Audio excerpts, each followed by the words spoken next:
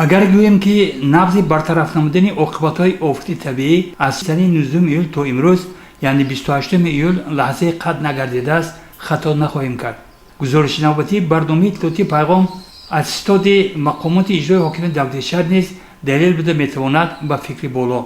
هنوز صبح بر وقت 27 ایون مردم زیاد از حساب اهالی ضرر دیده و حشرچیانی از منطقه‌های مختلف شهر دهات در موضع‌های از سیل آسیب دیده جماعت دیوتیاری به هم آمده در برطرف سازی عاقبت‌های آفت طبیعی سهم می‌گذاشتند. رئیس شهر عبدالخالق خالقزاده گاه پیاده گاه سواره یکجا با مسئولان از ابتدا تا انتهای موضع ضرر دیده بازدید نموده با مردم زیاد ملاقات انجام میداد. با وضع کارها از نزدیک شناس میشد.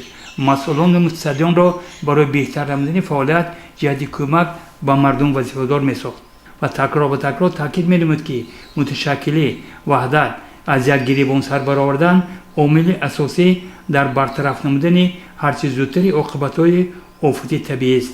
دولت و حکومت گفت عبدالخالق خالقزاده هیچ وقت مردم از آفت ضرر دیده را فراموش نخواهد کرد.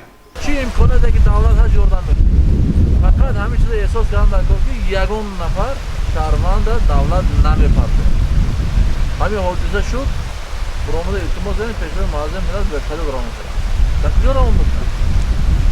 کدام دولت همین دولت‌های سابق اتحاد شوروی کجاش یک بار دیگه که برای یگان آفت شدگی بهتری تو روی کار بود. اسمی خمیده. خوشبختانه همه این دولت آرام همه شرایط خوب یاردن بکنیم یگان چون راستشان نگذاریم.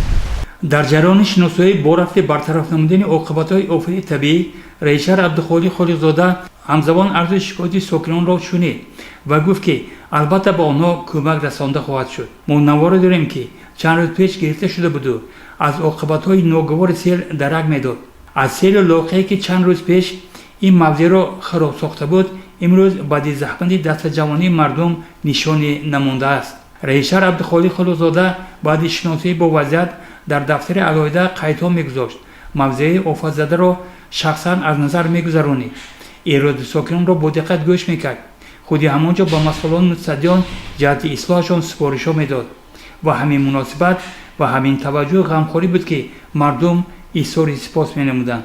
یگان تا حاکم شهر این خیل آمده این خیل خدمت نکرده است غیر از شما. همین روز تا خود همونجا رفته گید رحمت شما با. اون روز رئیس شهر عبدالخالق خالقزاده بعد مصلحت با متخصصان ایرادهای خویش را از سوغورتنده شدن قسم زیادی بنای استقامتی بیان داشته. از رئیس جماعت و فعالان طلب نمود که من بعد نسبت این مسئله دقت بیشتر داده شود. شام همان روز استاد حالتهای فوق‌العاده در نزدیک کوپرک سوی ویشیز برگزار شد که در آن بار دیگر نتیجه برطرف نمودن عاقبت‌های آفت طبیعی محاکمه و مسئولان برای اصلاح کمبودی‌ها وظیفه‌دار کرده شدند. جلسه خاتمه استاد در تالار خودی مقامات اجرایی حاکم دولت شهر برگزار شد.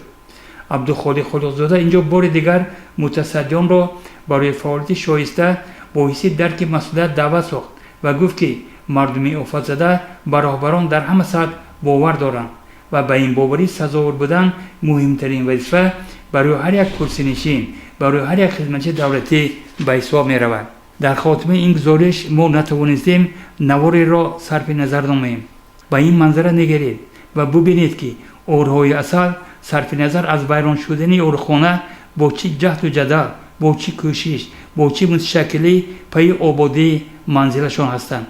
فکر می‌نماییم که روزگار اورهای اصل و سرجمی و ننگ و ناموسی آنها باید برای دیگر موجودات زنده نمونه عبرت باشد.